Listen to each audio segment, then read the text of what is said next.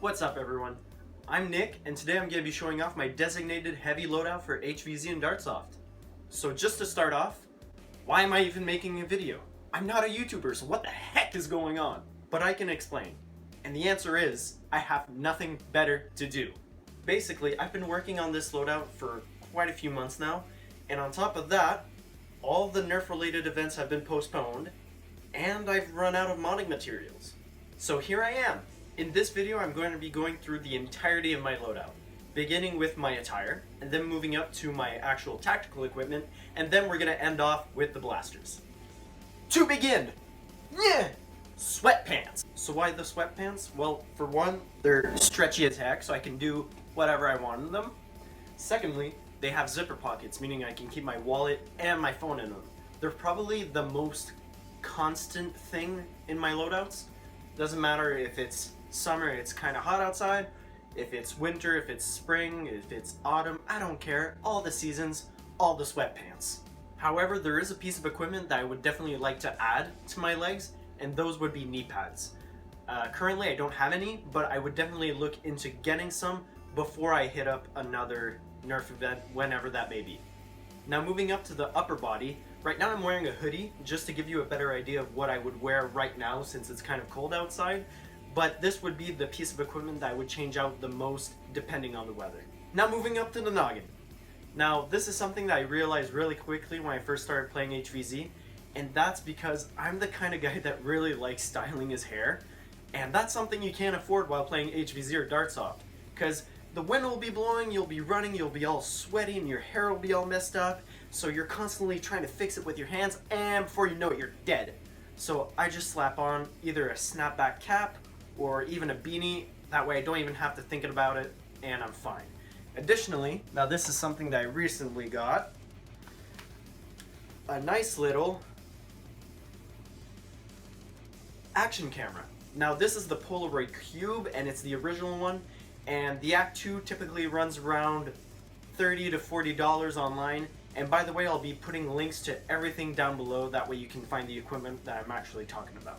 Now we're gonna move on to the fun stuff. Moving down to my belt. This thing here is a little blast from the past. It is the ammo bag kit, and it originally released in 2010. And it can hold up to 80 darts fairly comfortably, and I'll open this thing up and just start topping off mags whenever I can.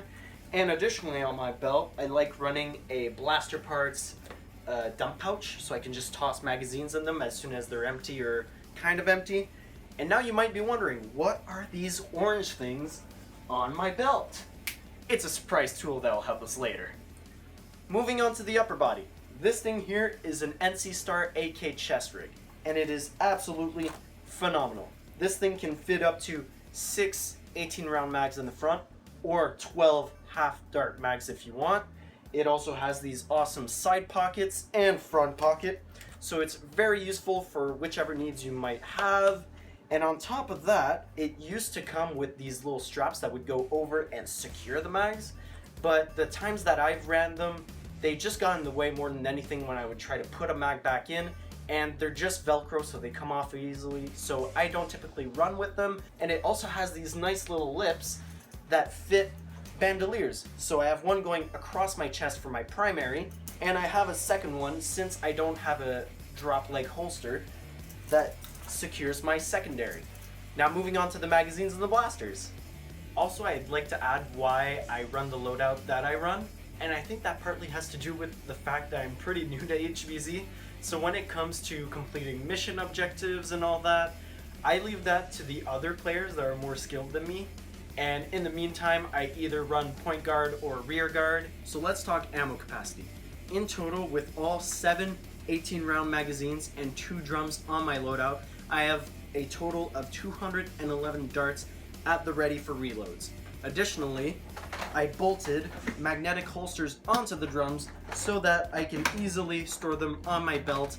That way I can quickly reload into my fire off and then bring it back onto my belt without any hassle. However, the only one that is kind of tricky is my 50-round drum. I'm easily able to remove it to put it in my blaster. However, it does take 2 hands to reload onto my belt. As you can see, it is kind of tricky, but once you get the hang of it, it's not that bad. And that's one of the reasons why, let me start with my secondary since I'm on it, I have a rough cut here. It is just slung with a bandolier on my left shoulder. And the reason why I keep it here is because when I'm reloading and removing my 15 round drum and I'm placing it onto my belt and I quickly need to fire off darts because maybe there's a zombie charging at me, it is right here at the ready. So that's pretty much it for the rough cut. It is completely stock, but I absolutely love it. It's awesome. Now it's my primary. For lack of a better name for this thing, this is the Bedazzled Rapid Strike. This thing runs on a 2S LiPo here at the front, which is quite giant because it's a 5,000 milliamp hour battery, which is why I have the extended battery tray with the extended muzzle. And additionally, I have a Michelle 2.0 as a pusher motor. You can actually do single pretty easily with this. I have a 42 millimeter Crush open flywheel project cage with fang revamps and cyclones. So this thing is actually quite powerful for HVZ, but not too powerful either. And it's actually quite accurate. So now I think we're gonna fire all these darts. All right. In 3, 2, 1.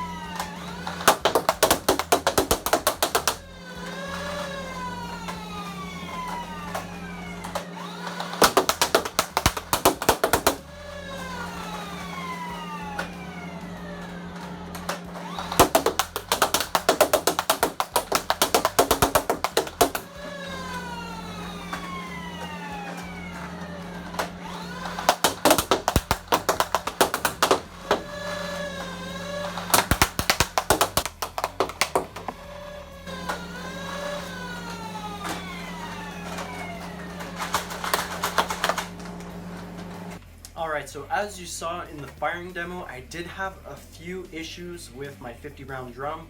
However, I think that has to do with the fact that I was using AccuFakes, and on top of that they were used AccuFakes, because the other times that I had tested that 50 round drum when I had upgraded it, it seemed to feed just fine, so I'm hoping that was a fluke. I'll definitely be looking into that. But besides that, I think that is the entirety of my loadout. So I really hope you enjoyed this video. If you found it informative, let me know. If you think that it's a complete waste of time to use 50 round drums, let me know too in the comments down below. And till next time.